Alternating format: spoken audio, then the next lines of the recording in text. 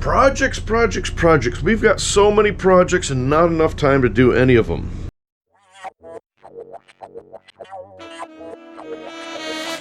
Hello and welcome, I'm Tim and this is SV Paquita. Come along every week as I get this island packet ready to hopefully someday cast off the lines for the last time.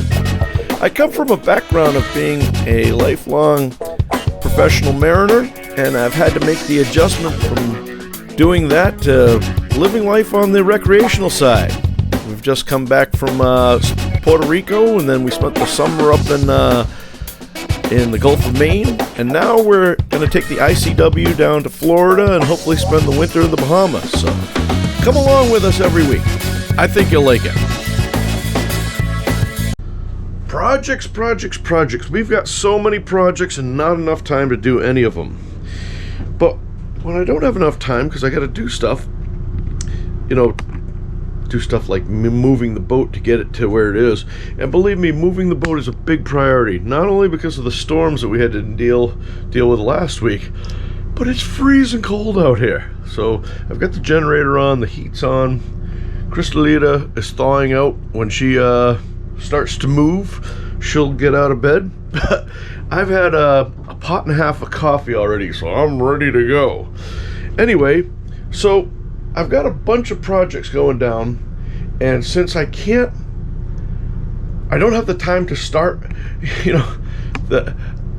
Tim from years ago would start many projects and not finish them. Tim of today still is infected with that disease a little bit, but I'm trying really hard to get my ducks in a line where I get all the parts I need or as much as I think that I need, or everything foreseeable that I need, and then I start the project. And I try to do all the planning and all that sort of stuff. So right now, I'm getting ready to leave the boat to go back to work. And then when we come back, we're going to move the boat down south. And hopefully, in between enjoying this time down south and maybe in the Bahamas, maybe we can get some projects done. If you see, I've got everything ripped apart here. Oh, the place looks like a disaster. Why has the battery been open? Well, when I told you that when I bought the boat, I told you guys that I had in mind that I'd make the switch to lithium batteries. And before any of you guys turn your nose up at lithium, remember there's lithium cobalt and lithium iron phosphate, which are the ones that I'm interested in. The ones that go bang, the ones that have thermal runaway and all that, are not the lithium iron phosphate batteries. So the military uses them. You can actually shoot them with a gun and they won't thermal run away on you. They're fine. Anyway,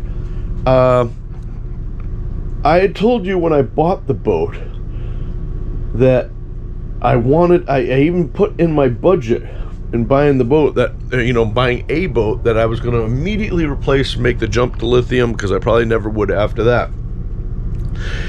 But I bought this boat, and it had just had, like a year or two before, 6 brand new Lifeline AGM batteries. Those absorbed gas matte batteries. They're sealed. It's still lead acid batteries, but they're the sealed ones.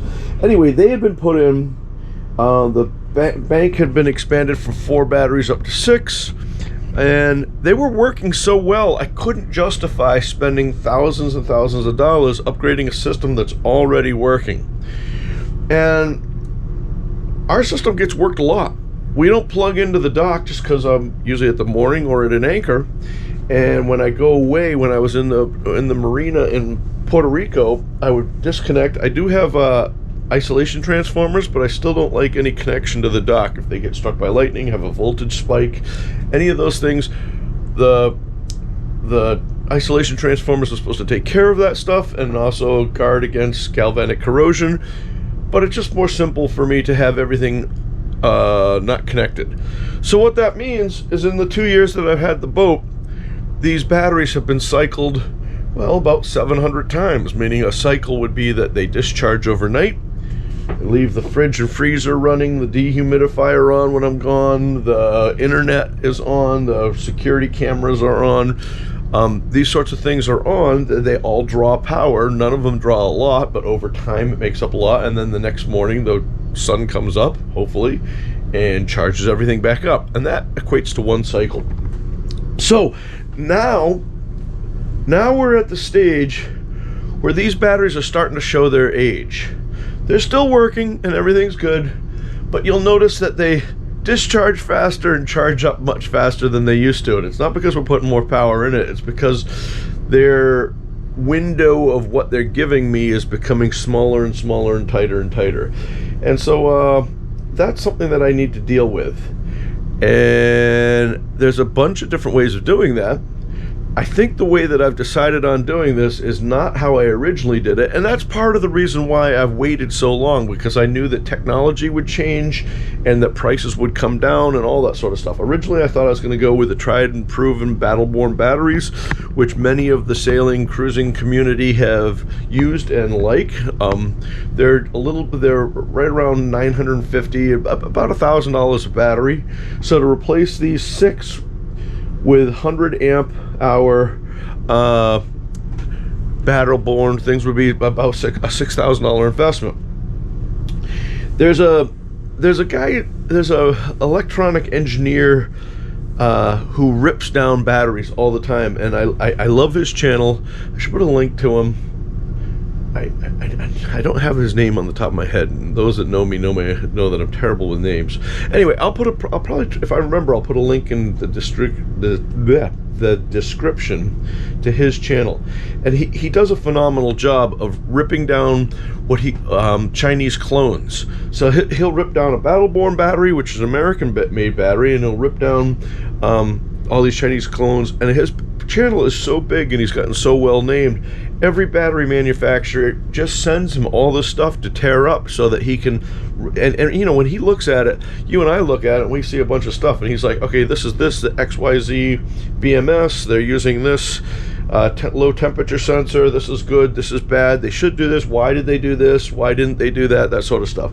Well, anyway, there's a series of I say a series, there's a bunch of clones that are all in like the same family, and I was just doing some more reading, and I think they belong to the same Chinese group that have formed, like, you know, they're different companies with different names, but I think they all do the same thing, and they're all part of the same group. And I was reading, they say they're able to say, oh, we have 19 years of experience.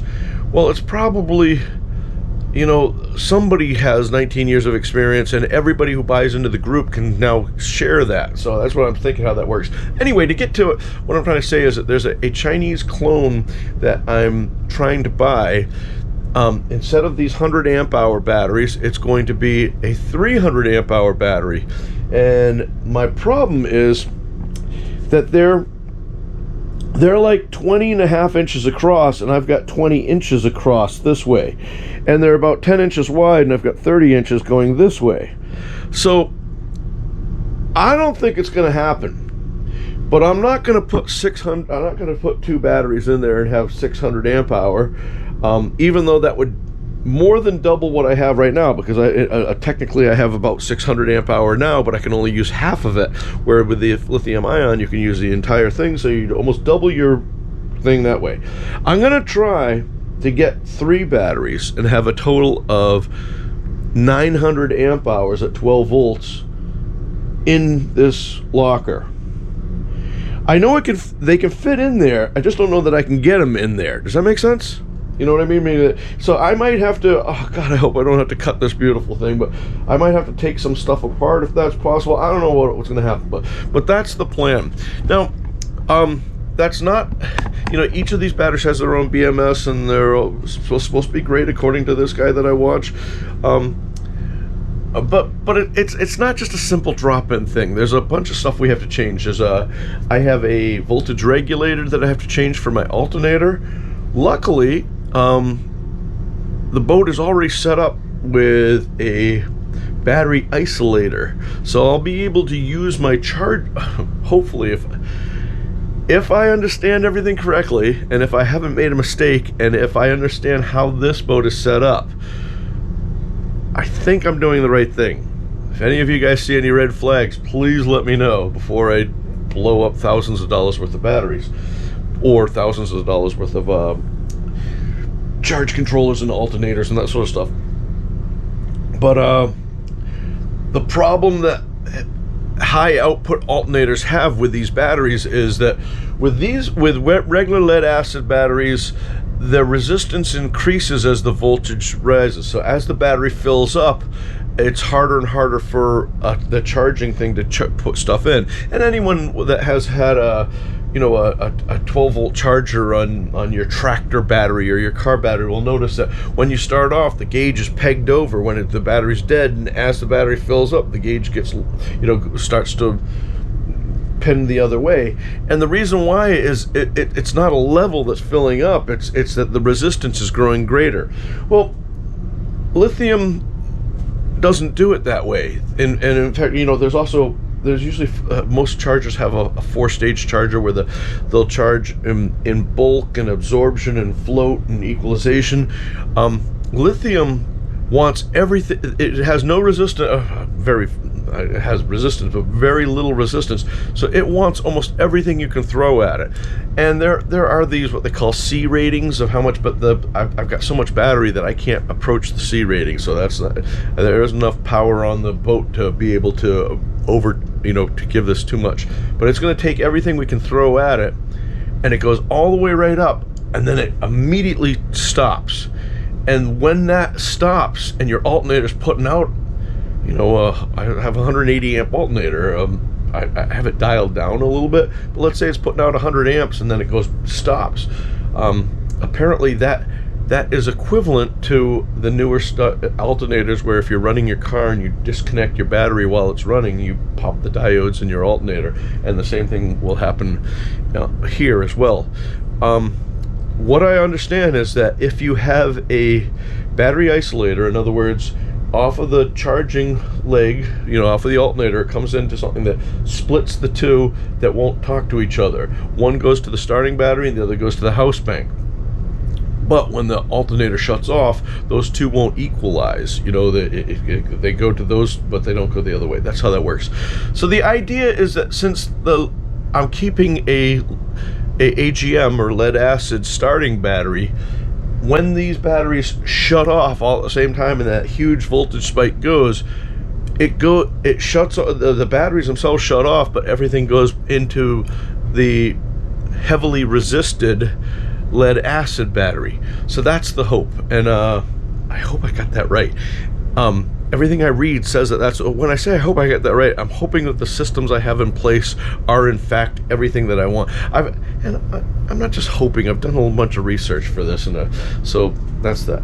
Anyway, that's something that I'm going to have to do.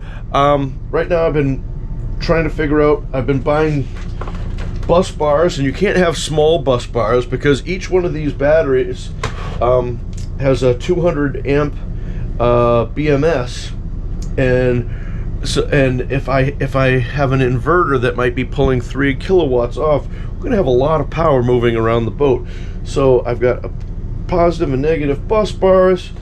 I bought these, and I don't know if I'm going to use them because there's kind of a design. Well, I think it's a design flaw. But these are 200 amp circuit breakers. The BMS should have that in each battery, but I wanted to manually be able to turn on and off each battery without breaking out a wrench and doing that sort of stuff. The reason why I say I think that there's a design flaw in this is that they put these studs very close, and they even give you these eyelets to put on 6-gauge wire. And that's going to be good for about 60 amps. Now granted, 60 amps, 60 times 3, you're going to have 180 amps. It's very possible that 6-gauge wire will probably be fine. But because these batteries should, even if you did them at 100%, you should be able to get over 4,000 cycles for them. That's over 10 years of continual use. But if you don't run them all the way down, which I'm sure I'm not going to do, they probably are going to last 8,000 cycles. So I want to do this job right. I want it to last for 20 years. And I can't get, everything I have down below here is, double-aught cables. they'll never fit on here. So I haven't figured out, you know, and I got one of these for each battery so I could turn them on and off. So I don't know how I'm going to do that. Anyway, that's one project that's coming up, and you guys will have to tune in for that if that's your thing, to see how that all goes. I have to, part of that project is also installing a new, I have a, I think I have a MC612. I might have an MC614, but I keep forgetting, and I've been going back and forth so many times I keep forgetting. But anyway, what's special about this voltage regulator is that the MC12 I don't think has the lithium profile in it, but the MC18 does. And I don't want to just use the stock profile anyway. I'm going to be manually putting that in, but that's another project. The next thing that we also have is hot water. So check this out. This right here is a thermostat, which is going to be I don't know, a thermostat, a thermometer, a digital thermometer. And right now we have a problem. It's very cold, and when you take you know, when we're in Puerto Rico and you take, and the water in your tank is 80 degrees, it's not that big a deal to take a shower if it hasn't been heated up. But right now the water in the tank is probably about 45 degrees here. So we have to start the generator, or, you know, run the engine. And if I ran the engine, you'd actually have to run it with a load on it to heat up, and putting hours on the generator or the engine are something that I don't want to do just to use just to make hot water. So check this out. I got this in preparation for this. This is what they call a diesel parking heater, and this is designed to for if you lived in Norway or something like that, and you had a diesel car, or maybe you lived in Duluth and you had a diesel truck, and you didn't want to run the truck all night long, but it was going to get cold and you want to keep everything going. This thing will keep it warm for you, or warm it up for you. So there's two flavors of this. You can get this in 5 kilowatt or 12. I got it in 5, and in hindsight, I didn't realize it was going to be this small. I did the math. 12, I could do what they call a tankless hot water system. But with 5, I should still be able to heat the water much faster than heating it up with a 1500 watt element. In other words, this puts out the same heat that 5,000 watts would do, and right now I'm heating up the water with a 1500 watt element, so this should do pretty well. But anyway, as you can see, the thing is teeny. It's amazing. So basically what we have here is a little burner with a little blower on it. Let me put this down. I'm trying to do this with one hand here. But coolant from your engine coolant right now, from my engine, goes through a loop and goes over to my hot water heater, which is down here, and it has some people, I think the correct term for it is a califier, or something like that. Anyway, basically the engine heat gets put into the 11-gallon hot water heater that I have here. So I could throw this right in line with that, but the problem, if I do that, I would also be losing a lot of heat by heating the engine. And I don't know that I really want the engine hot all the time. Like this morning, there's no reason to heat the engine and then let it cool. I would just want to heat the hot water. That's all I want to do. So I've devised a way to put in the loop a check valve and plumb this in. So if everything goes right, and they give you a little, there's a little fuel pump and remote control and a timer, and then all the installation stuff is here. Pretty cool stuff. Anyway, if everything goes right, the idea would be that I would get up in the morning, turn it on, and make my coffee. I usually answer some emails and check comments on the YouTube and that sort of stuff, and maybe watch some news. And then when I get done with my coffee, the water should be hot and we should be ready to go. And then I had to buy separately a marine kit. I thought this was kind of cool, so let me show you this. But the thing has hot exhaust, so you buy the stainless steel exhaust port through hull, drill a hole this size right here, but the exhaust comes through here and it's double walled, so it gives all that chance to dissipate the heat. So the idea is that I'm going to put this thing back in the port lazarette, and with the through hole on the stern way up high, and then run water hoses to here to the engine, because the engine's already plumbed in. So that's another thing. And then what's nice about that too is that on the exit end of the hot water heater, in other words, when the cold water goes back, I say cold water, but as the water in the water heater heats up, the water returning is going to be hotter and hotter and hotter. I could even bring that and put that into a bus heater. I don't really have a lot of desire to do a lot of cold water cruising, but it sure would have been nice to have a bus heater this morning, because it's cold this morning. So that's another I mean, I could do that in the future, and that would be an easy thing to do. Everything's plumbed in, and you would basically make hot water, and then once the hot water's hot, and this thing will maintain, I think it maintains like 178 degrees. So it has a pump, and it just keeps circulating the fluid until you shut the thing off, and it dials down the flame and the little, it's like a little jet engine, and it dials all that down to keep everything set right at 178 degrees or something like that. So in other words, once that got up, you could have this bus heater on, and a bus heater is like a little radiator with a fan on it, and it's that kind of thing that heats up your car. So I thought that's going to be a kind of a fun project to do. So yeah, I've got all kinds of projects to do ahead, and I figured I'd tell you about these. These are the ones that are the immediate ones: batteries, hot water. The third project is I'm going to need a new dinghy pretty soon, and I'm pretty set. I think I'm going to get the classic Highfield. It's an aluminum dinghy, and I think I'm going to go with not the PVC but the Hypalon.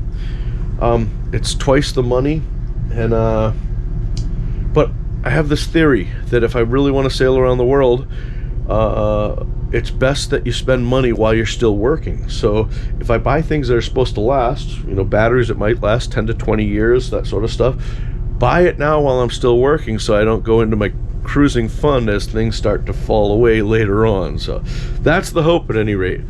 I have a bunch of other projects too, and of course I turn the camera on, I forget everything that I'm saying. And just so that you guys believe me, when I got my shipment in of all this stuff, I also got my next oil change analysis kit. I don't need to do my oil change now, but I keep an extra one. I bought one for the extra to put in with my next oil filter, so the next time I change my oil, I'll be all set to do my oil analysis. Some of you might remember me changing my oil and going over the engine oil analysis with you guys. But anyway, that's it. Just wanted to show you guys what's going on. Place is not going to be hopefully it won't be a wreck for this long, but it's going to be a real wreck if I can't figure out how to fill this thing up with 900 amp hours of battery. Oh, and look, for those that don't know,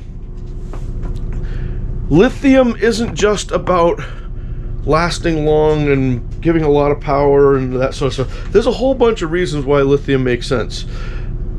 Not only, so of the 600 amp hours I have here, technically you're not supposed to bring them below 50% of their depth of discharge, and in fact 50% is very low. You probably shouldn't bring them down into the 60s, but let's just give them as much credit as we can give them. So of that 600 amp hours, you've only got 300 that you can use anyway.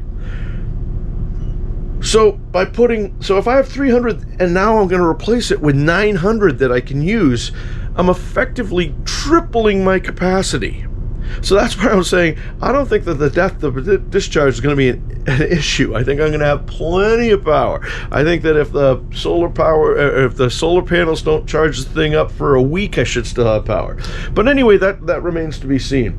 But another added bonus, and not only obviously they're much lighter and all that sort of stuff. There's no gassing, and they're vibration resistant, all this sort of stuff. But another big problem that those of you that have lead acid batteries should be able to identify with is, I have almost 1,000 watts of solar, and so when the batteries are low, this thing will just dump a lot of that, of the 1,000 watts, it's very rare that you have all the panels lined up perfectly.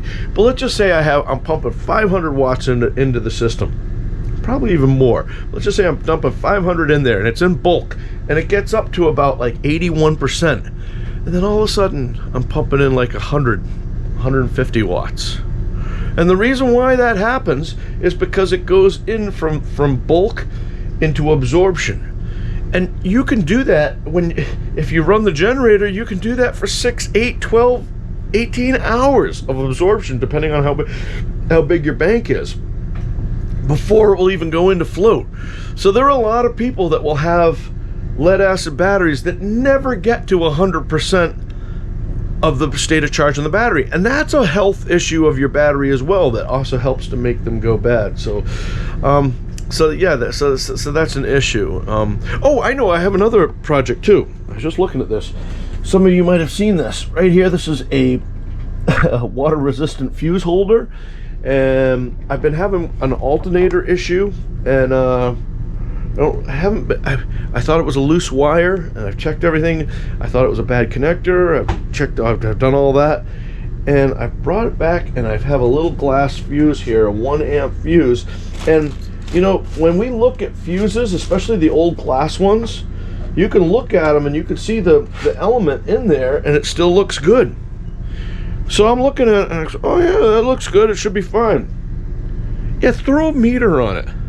So I should have had 13 volts on this thing, because it's coming right off the positive thing, and I'm getting like 1.3. So in other words, there's some resistance in there. Somewhere it's not right, and I'm hoping that I have to go to the store and buy one of those little packets of 5 fuses, put one of those fuses in there. I'm hoping that solves all my problems, but it certainly isn't going to hurt them, because the fuse isn't doing what it's supposed to be doing. But anyway, so batteries hit those absorption times and takes forever. With lithium ion, you can dump all that power right in there until it's full up. So should be a fun thing. Hopefully this is something that interests you. Stick around if it does, and if it doesn't, stick around anyway. Maybe we'll have Crystalita say hi one day. All right, you guys take care, be safe, and as always, I'll see you on the one.